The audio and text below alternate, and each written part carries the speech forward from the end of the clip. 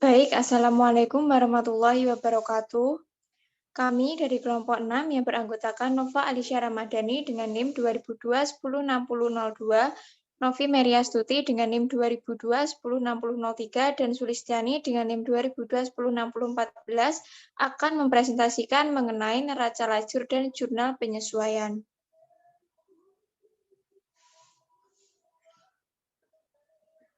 Yang pertama, kita akan membahas mengenai neraca lajur. Untuk pengertian dari neraca lajur adalah suatu bentuk kertas berkolom atau berlajur yang direncanakan secara khusus dengan tujuan untuk menghimpun semua data akuntansi yang dibutuhkan pada saat bank akan membuat laporan keuangan secara sistematis. Atau dengan suatu neraca yang digunakan sebagai acuan untuk memeriksa di mana rekening buku besar disesuaikan, diseimbangkan, dan disusun berdasarkan cara penyusunannya laporan keuangan. Yang pertama, tujuan neraca lajur.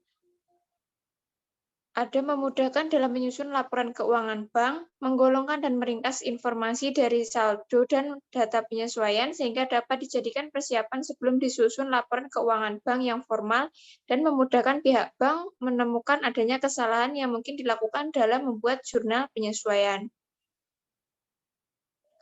Yang kedua ada prosedur penyusunan. Yang pertama, membuat format neraca lajur. Neraca lajur memiliki dua format, yaitu satu, neraca lajur 12 kolom. Adalah jenis neraca lajur yang lengkap dikarenakan memiliki 12 kolom debit dan kredit. Yang kedua ada neraca lajur 10 kolom. Neraca lajur 10 kolom memiliki kolom debit dan kredit yang lebih sedikit. Perbedaan di antara keduanya terdapat pada kolom perubahan modal. Yang selanjutnya, isikan kolom nomor akun dan nama akun beserta jumlah saldo akunnya. Dalam kolom nomor akun dan nama akun, isikan dengan nomor akun dan nama akun yang tertera pada neraca saldo. Setelah itu, isi dengan jumlah debit dan kredit dari kolom neraca saldo, jurnal penyesuaian, neraca saldo setelah penyesuaian, neraca, dan laporan laba rugi.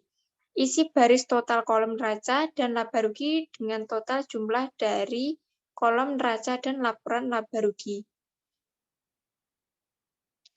Selanjutnya ada jurnal penyesuaian. Kenapa harus disesuaikan? Karena data yang tercantum dalam neraca saldo masih memerlukan penyesuaian terlebih dahulu sebelum disusun pada laporan keuangan. Bentuk-bentuk pos penyesuaian ada dua. Yang pertama, penangguhan atau deferral. Penangguhan yang dilakukan dengan mencatat transaksi sedemikian rupa sehingga menunda. Kemudian yang kedua ada akrual. Timbul akibat tidak adanya pencatatan beban yang terjadi atau pendapatan yang dihasilkan, atau pos-pos yang timbul sejalan dengan berlalunya waktu namun tidak dilakukan pencatatan. Untuk macam-macam pos penangguhan, ada dua, beban yang ditangguhkan dan pendapatan yang ditangguhkan. Untuk beban yang ditangguhkan atau deferred expense, atau beban dibayar di muka, prepaid expense, adalah pos yang sejak awal dicatat sebagai aktiva, tetapi diharapkan menjadi beban di kemudian hari atau selama operasi normal bisnis bank. Contoh, perlengkapan dibayar di muka, asuransi dibayar di muka, beban iklan dibayar di muka, bunga dibayar di muka. Kemudian pendapatan yang ditangguhkan atau deferred revenues, atau pendapatan diterima di muka atau unearned revenues, adalah pos yang sejak awal dicatat sebagai kewajiban tetapi diharapkan menjadi pendapatan di kemudian hari. Selanjutnya ada macam-macam pos akrual. Ada dua, yaitu beban akrual atau kewajiban akrual. Adalah beban yang telah terjadi tetapi belum tercatat dalam akun. Contohnya, upah akrual yang terhutang pada karyawan di akhir periode dan bunga akrual atas wesel bayar. Kemudian ada pendapatan akrual atau aktiva akrual. Adalah pendapatan yang telah dihasilkan tetapi belum dicatat dalam akun. Contoh, pembayaran atas jasa yang telah diberikan tetapi belum ditagih. Selain kedua pos tersebut, terdapat dua pos lainnya yang meliputi penyusutan atau depresiasi. Semua aktiva tetap bank seperti peralatan, perlengkapan, mesin teller bank, dan sebagainya, kecuali tanah, akan kehilangan masa manfaatnya. Menurunnya kemanfaatan aktiva bank yang digunakan dalam menghasilkan pendapatan dicatat sebagai beban, akan tetapi penurunan manfaat tersebut untuk aktiva tetap sulit diukur. Kemudian ada kerugian piutang. Kerugian piutang yaitu taksiran dari piutang usaha yang kemungkinan tidak bisa ditagih.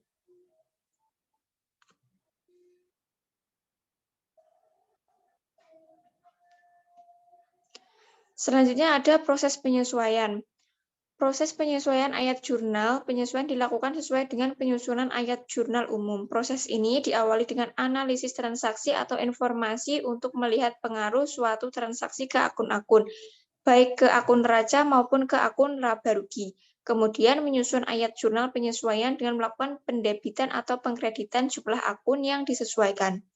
Setiap informasi, baik berupa catatan manajemen atau transaksi, dianalisis dan kemudian ayat-ayat jurnal penyesuaian dibuat. Berikut ini ada contoh mengenai neraca saldo Bank ABC per 31 Desember 2017.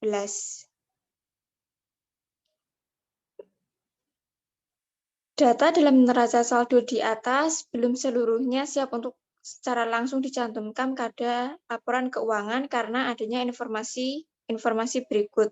Yang pertama, masih harus diterima pendapatan bunga dari kredit nasabah yang nilai nominalnya sebesar 10.000. Kemudian masih harus dibayar gaji pegawai untuk bulan Desember sebesar 2.000. Pendapatan sewa yang diterima di muka per 31 Desember 2017 besar 6.000, asuransi dibayar di muka pada tanggal 31 Desember 2017 besar 4.000, kerugian piutang operasional bank yang tidak tertagih ditaksir sekitar 1% dari pendapatan. Kemudian penyusutan untuk bulan Desember 2017 adalah sebagai berikut. Yang pertama, penyusutan kendaraan ditaksir sebesar 20% setahun, penyusutan peralatan kantor ditaksir 10% setahun. Kemudian penyusutan gedung ditaksir 5% setahun. Selanjutnya perlengkapan yang masih tersisa pada tanggal 31 Desember 2017 adalah sebagai berikut. Yang pertama, perlengkapan kendaraan sebesar 32.400 dan perlengkapan kantor sebesar 15.500. Dengan adanya informasi di atas, maka neraca saldo harus disesuaikan sehingga bisa menunjukkan kondisi yang sebenarnya dalam laporan keuangan perusahaan. Penyesuaian dilakukan dengan menyusun ayat jurnal penyesuaian. Hal ini berarti data dalam buku besar juga harus disesuaikan. Yang pertama ada piutang pendapatan. Apabila suatu pendapatan yang telah menjadi hak perusahaan tetapi belum diterima pada periode akuntansi yang bersangkutan, maka pada akhir periode harus dibuat jurnal penyesuaian untuk mengakui jumlah pendapatan yang belum diterima sebagai pendapatan. Pada contoh kasus di atas diilustrasikan bahwa Bank ABC memiliki bunga kredit dari nasabah yang bernilai nominal 10.000. Berdasarkan hal tersebut, penyesuaian untuk mencatat piutang bunga adalah sebagai berikut. Piutang bunga kredit pada debit sebesar 10.000 dan pendapatan bunga kredit pada kredit sebesar 10.000.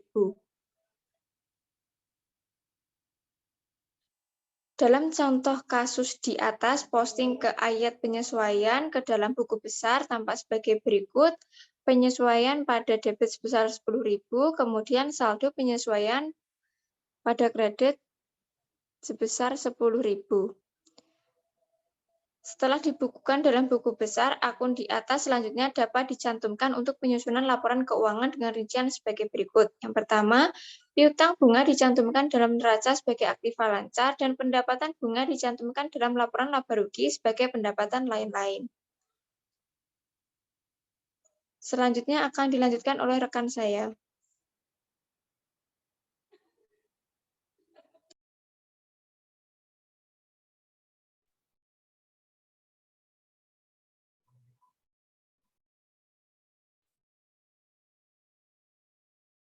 Selanjutnya ada utang gaji. Pada tanggal 31 Desember 2017 masih harus dibayar gaji karyawan sebesar 2.000. Data ini berarti bahwa saldo akun gaji pegawai yang tercantum dalam neraca saldo sebesar 22.000. Masih harus ditambah dengan 2.000, yaitu untuk gaji pegawai yang belum dibayarkan pada bulan Desember 2017. Perhitungan gaji pegawai untuk bulan Desember 2017 adalah sebagai berikut. Gaji pegawai dalam neraca saldo 22 juta, utang gaji pegawai yang belum dibayarkan pada bulan Desember 2 juta. Gaji pegawai tahun 2017 sebesar 24 juta. Jurnal penyesuaian untuk mencatat utang gaji pegawai adalah sebagai berikut. Keterangan untuk gaji pegawai berada di debit sebesar 2 juta, utang gaji berada di kredit sebesar 2 juta. Selanjutnya ada penyesuaian di atas dimasukkan ke dalam dua akun yang ada di buku besar, yaitu akun utang gaji dan akun beban gaji pegawai. Maka dalam buku besar nampak sebagai berikut. Beban gaji pegawai pada tanggal 31 2017, saldo berada di debit sebesar 22 juta dan penyesuaian berada di debit sebesar 2.000. Utang gaji pegawai pada tanggal 31 2017, saldo berada di debit 22.000, penyesuaian berada di debit 2.000. Untuk penyesuaian di kredit 2.000. Setelah dibukukan dalam buku besar, akun di atas selanjutnya dapat dicantumkan untuk penyusunan laporan keuangan dengan rincian sebagai berikut. 1. Beban gaji dicantumkan dalam laporan laba rugi sebagai beban operasi perusahaan. 2. Utang gaji dicantumkan dalam neraca sebagai kewajiban lancar. C. Pendapatan diterima di muka. Pendapatan jasa bank yang diterima di muka tidak boleh diperhitungkan sebagai pendapatan, melainkan harus diperlakukan sebagai utang. Sebab pada dasarnya perusahaan belum berhak atas pendapatan tersebut. Pada kasus di atas dinyatakan bahwa terdapat pendapatan jasa bank yang diterima di muka 6.000. Penerimaan ini sudah termasuk dalam akun pendapatan jasa bank yang sampai tanggal 30 Desember, jumlah saldonya sebesar 36.000. Seperti terlihat dalam neraca saldo berikut ini. Dengan demikian, jumlah yang belum menjadi hak perusahaan ini harus dikeluarkan dari akun pendapatan jasa. Informasi tersebut dapat diilustrasikan sebagai berikut. Penghitungan pendapatan jasa untuk tahun 2017.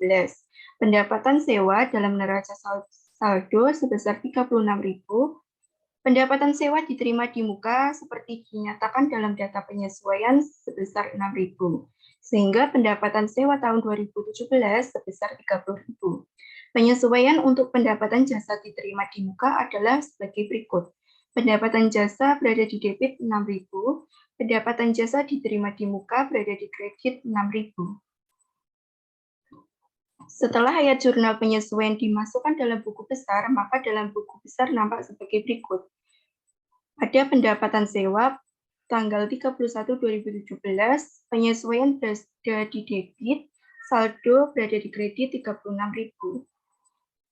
Setelah itu, di pendapatan diterima di muka, berada penyesuaian di jurnal penyesuaian berada di kredit sebesar 6.000. Selanjutnya, akun-akun di atas dapat diklasifikasikan sebagai berikut. 1. Pendapatan diterima di muka dicantumkan dalam laporan laba rugi sebagai pendapatan jasa bank. 2. Pendapatan diterima di muka dicantumkan dalam neraca sebagai kewajiban lancar. D. Beban dibayar di muka. Pihak bank seringkali melakukan pembayaran untuk periode yang akan datang. Artinya, pihak bank membayar sejumlah biaya atau beban untuk beberapa waktu yang akan datang untuk melampaui batas akhir periode akuntansi yang telah ditetapkan oleh pihak bank sebelumnya. Saldo rekening beban asuransi dibayar di muka dalam neraca saldo Bank ABC per 31 Desember 2017 sebesar 10.000. Data untuk penyesuaian memberikan informasi bahwa jumlah beban asuransi dibayar di muka sebesar 4.000, karena data yang tercantum dalam neraca saldo tidak sesuai. Kita buat jurnal penyesuaian sebagai berikut. Beban asuransi dibayar di muka sebesar 10.000, beban asuransi dibayar di muka untuk data penyesuaian sebesar 4.000. sehingga menghasilkan 6.000. Penyesuaian untuk asuransi dibayar di muka adalah sebagai berikut. Beban asuransi berada di debit, dan beban asuransi dibayar di muka berada di kredit. Setelah jurnal penyesuaian tersebut dimasukkan dalam buku besar, maka akun-akun yang terpengaruh adalah sebagai berikut. Pada tanggal 31, keterangan penyesuaian berada di debit, dan saldo berada di kredit sebesar 10.000. Beban asuransi dibayar di muka. Saldo berada di debit sebesar 10.000, keterangan penyesuaian di kredit sebesar 6.000. Akun-akun di atas selanjutnya diklasifikasikan sebagai berikut. 1. Asuransi dibayar di muka dicantumkan dalam neraca sebagai aset lancar. 2. Beban asuransi dicantumkan dalam laporan laba rugi sebagai beban operasi. Kerugian piutang. Piutang muncul karena adanya pendapatan jasa secara kredit. Bagi pihak bank, pendapatan seperti bunga kredit mengandung resiko. Resiko tersebut terjadi apabila nasabah bank yang membayar angsuran kredit kepada bank tidak melaksanakan kewajibannya, sehingga mengakibatkan perusahaan mengalami kerugian atau disebut dengan kredit macet. Dalam akuntansi bank, kasus semacam ini disebut dengan piutang dan yang tidak tertagih. Karena adanya piutang yang tidak tertagih, maka hal ini dapat dicatat dalam akuntansi dengan dua cara, yaitu pada saat ada kepastian bahwa piutang tidak dapat tertagih, dan pada periode saat transaksi secara kredit terjadi. Bahwa taksiran kerugian piutang bank sebesar 4.500. Data tersebut dapat kita buat jurnal penyesuaian sebagai berikut. Keterangan kerugian piutang utang berada di debit sebesar 4.576, cadangan kerugian piutang bank berada di kredit sebesar 4.576 rupiah. Setelah jurnal penyesuaian tersebut dimasukkan dalam buku besar, maka akun-akun yang terpengaruh adalah sebagai berikut. Kerugian piutang bank pada tanggal 31, keterangan penyesuaian berada di debit sebesar Rp4.576. Cadangan kerugian piutang bank. Pada tanggal 31, 2017, penyesuaian berada jurnal penyesuaian di kredit sebesar 6.000. Setelah dibukukan dalam buku besar, akun di atas selanjutnya dapat dicantumkan untuk penyusunan laporan keuangan dengan rincian sebagai berikut. 1. Kerugian piutang. Dicantumkan dalam laporan laba rugi sebagai beban operasi perusahaan. 2. Cadangan kerugian piutang. Dicantumkan dalam neraca dan dimasukkan sebagai pengurang terhadap saldo akun piutang usaha. F. Penyusutan atau depresiasi. Semua aktiva tetap yang dimiliki dan digunakan oleh bank untuk seperti mesin penghitung uang atau komputer, nilainya akan semakin menyusut bersamaan dengan berjalannya waktu. Sebab terjadinya penyusutan aktiva dalam bank bermacam-macam. Misalnya susut karena pemakaian, berpengaruh cuaca atau iklim, karena umur, dan sebagainya. Proses ini akan menyebabkan nilai aktiva tetap menjadi berkurang. Dalam akuntansi, hal ini disebut dengan penyusutan atau depresiasi. Oleh karena itu, harga perolehan aktiva tetap harus dialokasikan sebagai beban penyusutan selama masa penggunaan aktiva tersebut. Selanjutnya akan diteruskan oleh Mbak Novi.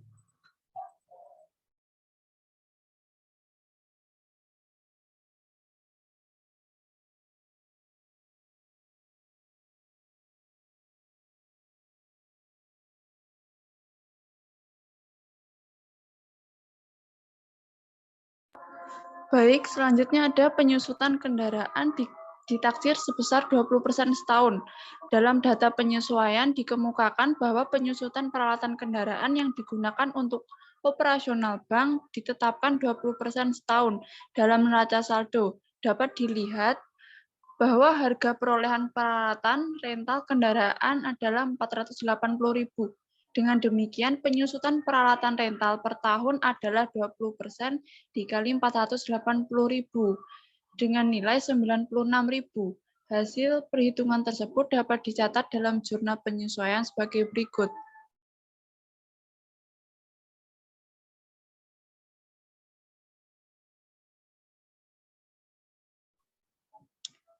Tanggal 31 bulan 1, Keterangannya, beban penyusutan berada di debit 96.000. Waktu ini entek toh.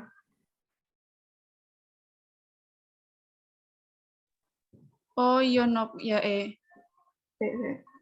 di anu apa simpen sih. Ya, tak simpen sih ya. Oke.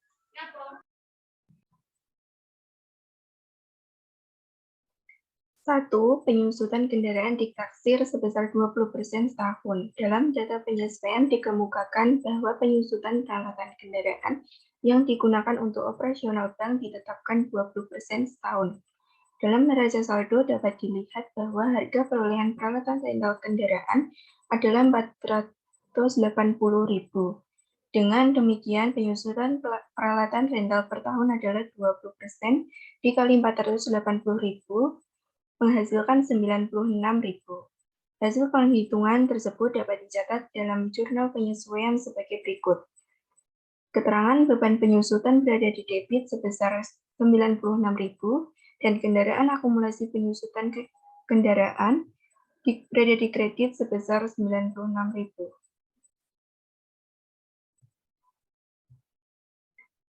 Setelah jurnal penyesuaian tersebut dimasukkan dalam buku besar, maka akun-akun yang terpengaruh adalah sebagai berikut. Pertama, ada beban penyusutan kendaraan. Keterangan penyusutan berada di debit 96.000. Berikutnya ada akumulasi penyusutan kendaraan yang berada pada jurnal penyesuaian berada di kredit 96.000.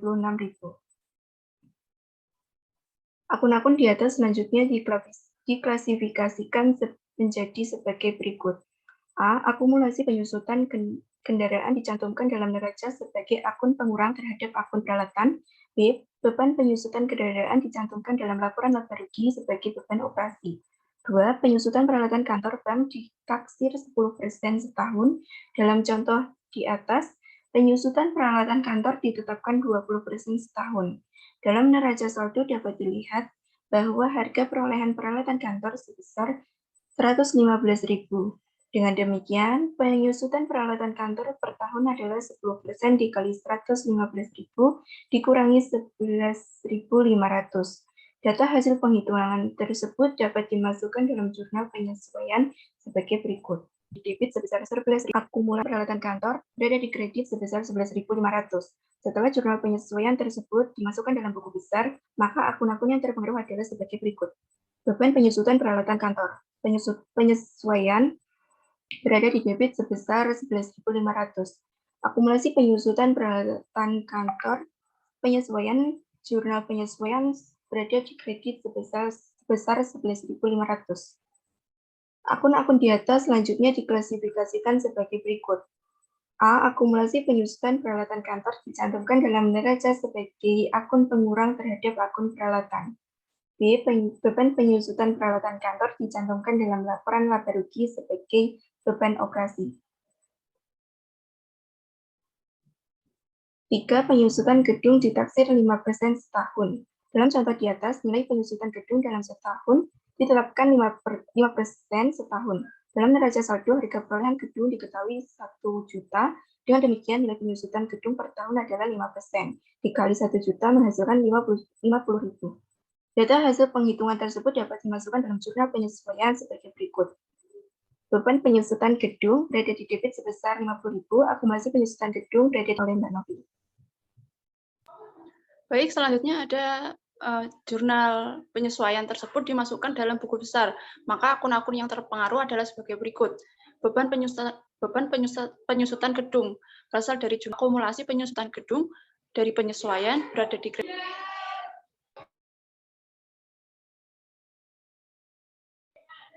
Akun-akun di atas selanjutnya diklasifikasikan sebagai berikut. Yang pertama, akumulasi penyusutan gedung dicantumkan dalam neraca sebagai akun pengurang terhadap akun peralatan. Yang kedua, beban penyusutan gedung dicantumkan dalam laporan laba rugi sebagai beban operasi. Selanjutnya ada penggunaan perlengkapan. Perlengkapan adalah alat-alat pendukung yang dibeli dengan maksud untuk digunakan dalam operasi bank atau tidak untuk dijual kembali. Perlengkapan akan dicatat dan dilaporkan sebesar harga belinya. Apabila selama periode akuntansi pihak bank tidak melakukan pencatatan pemakaian perlengkapan, maka pada akhir periode perlu dilakukan perhitungan fisik atau perlengkapan yang masih tersisa, sehingga dapat ditentukan jumlah perlengkapan yang terpakai pada periode yang bersangkutan. Jumlah pemakaian perlengkapan tersebut kemudian dicatat dalam buku melalui ayat jurnal penyesuaian.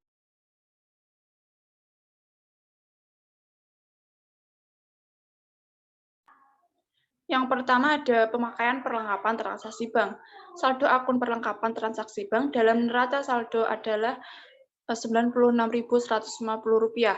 Berdasarkan hasil perhitungan fisik tanggal 31 Desember 2017, jumlah perlengkapan transaksi bank yang masih tersisa adalah Rp32.140.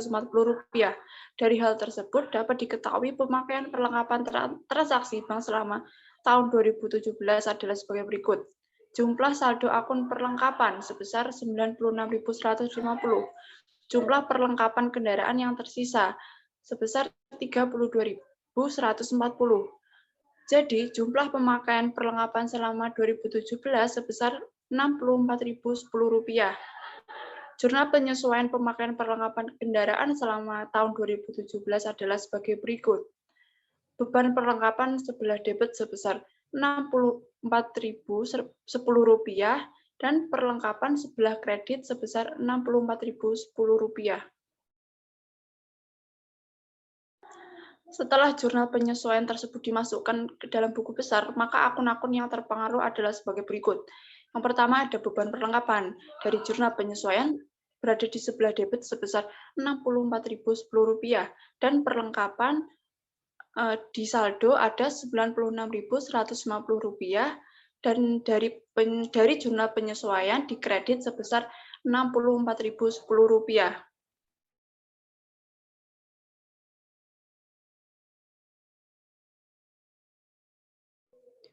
Akun-akun di atas selanjutnya diklasifikasikan sebagai berikut. Yang pertama perlengkapan, dicantumkan dalam neraca sebagai aktiva lancar. Dan beban perlengkapan dicantumkan dalam laporan laba rugi sebagai biaya operasi bank. Yang kedua ada pemakaian perlengkapan kantor. Dari data di atas diketahui saldo akun perlengkapan kantor dalam neraca saldo sebesar Rp41.300. Hasil perhitungan fisik atas perlengkapan kantor yang masih tersisa pada tanggal 31 Desember 2017 sebesar Rp15.500. Dari hal tersebut dapat diketahui pemakaian perlengkapan selama tahun 2017 adalah jumlah saldo akun perlengkapan kantor dalam neraca saldo sebesar Rp41.300, jumlah perlengkapan kantor yang tersisa Rp15.500. Jadi jumlah pemakaian perlengkapan kantor selama 2017 yaitu Rp25.800. Jurnal penyesuaian pemakaian perlengkapan kendaraan selama tahun 2017 adalah sebagai berikut.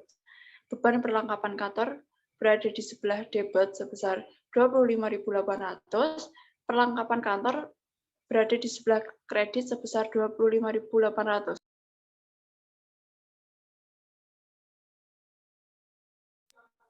Setelah jurnal penyesuaian tersebut dimasukkan ke dalam buku besar, maka akun-akun yang terpengaruh adalah sebagai berikut.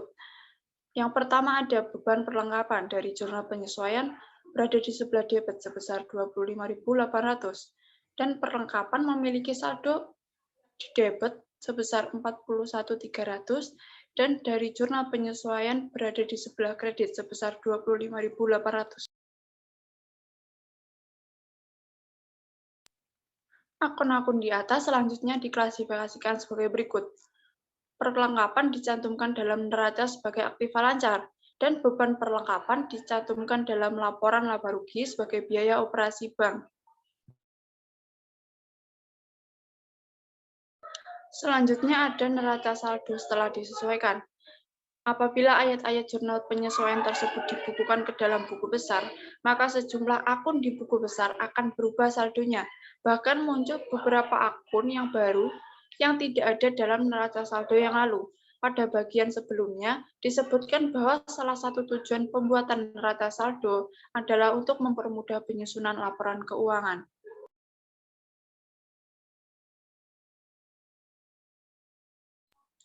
Baik, selanjutnya ada laporan keuangan bank.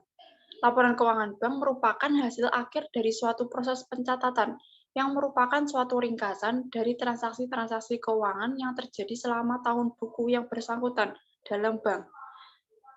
Di sini ada tujuan penyusunan laporan keuangan bank. Yang pertama, dapat memberikan informasi keuangan yang dapat dipercaya mengenai aktiva dan kewajiban serta modal suatu perusahaan. Yang kedua, untuk memberikan informasi keuangan mengenai perubahan dalam aktiva neto atau aktiva yang dikurangi kewajiban.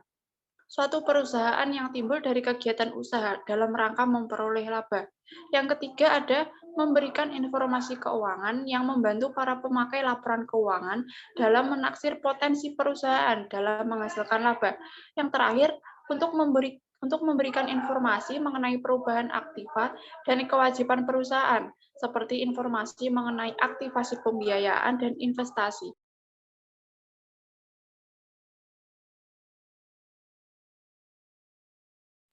Di sini ada macam-macam laporan keuangan. Yang pertama ada neraca.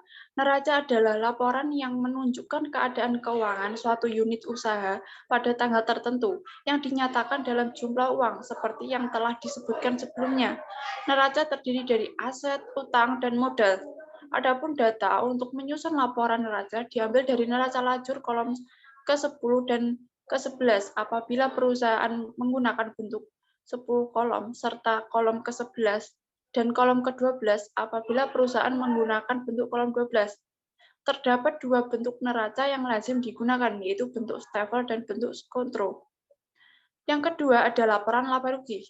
Laporan laba rugi ialah jenis laporan keuangan yang melaporkan mengenai aktivitas operasional perusahaan dengan memperhitungkan pendapatan dan beban-beban selama satu periode, yang kemudian dapat ditentukan laba atau ruginya.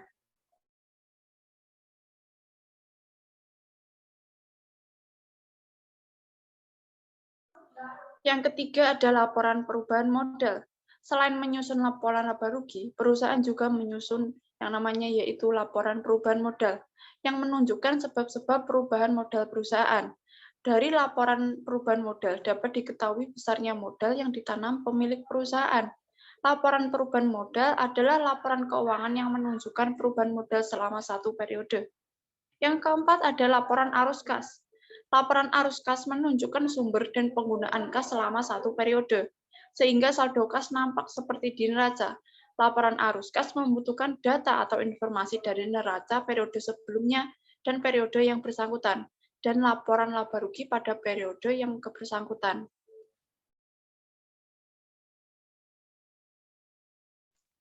Nah, selanjutnya ada laporan kualitas aktiva produktif bank.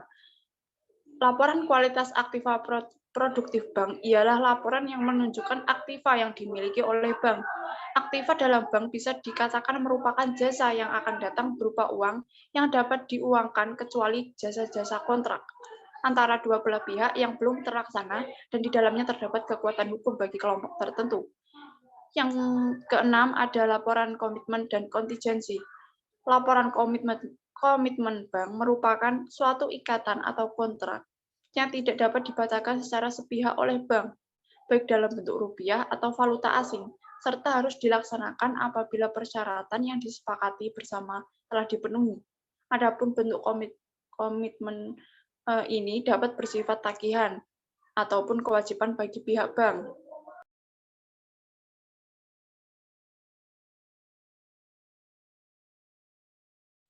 Sekian presentasi dari kelompok 6. Terima kasih. Wassalamualaikum warahmatullahi wabarakatuh.